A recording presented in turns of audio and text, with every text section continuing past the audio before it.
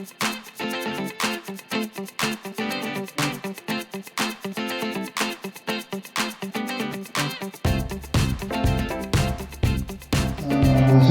sa talaga ay isa sa mga pangunahing produkto na ito pong isinusulong sa mga darating na taon dahil ang potensyal ng Batangas Aksyon ng Malabansod ay malaki pagdating po sa mga shell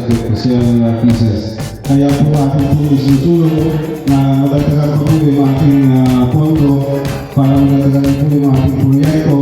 sa pagtatalakak o pagtatanggal